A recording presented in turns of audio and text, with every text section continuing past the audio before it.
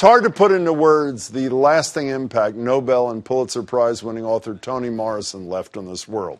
As you know, she died this week at 88, but she had some thoughts of her own on the subject, which she shared during her 1993 Nobel lecture. We die. That may be the meaning of life. But we do language. That may be the measure of our lives.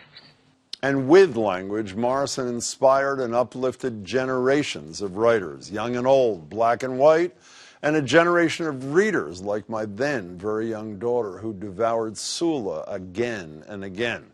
Known for chronicling the African-American experience like few have, her novels were critical and commercial successes, a feat most authors can only dream of achieving. So because no one can even begin to summarize all she did for African Americans, for all Americans, I figured I'd let her work speak for itself. Here are a few of my favorite passages as read aloud by Morrison herself. In the Song of Solomon, she wrote of complicated family relationships, love, and black identity. Now he knew why he loved her so. Without ever leaving the ground, she could fly. There must be another one like you, he whispered to her. There's got to be at least one more woman like you. And beloved, she dove into the role of slavery in American history through the eyes of a young mother who did the unthinkable. Everybody knew what she was called, but nobody anywhere knew her name. Disremembered and unaccounted for, she cannot be lost because no one is looking for her. And even if they were, how can they call her if they don't know her name? And in The Bluest Eye, she confronted the harsh truths of internalized racism and in turn helping young black women everywhere learn to love themselves.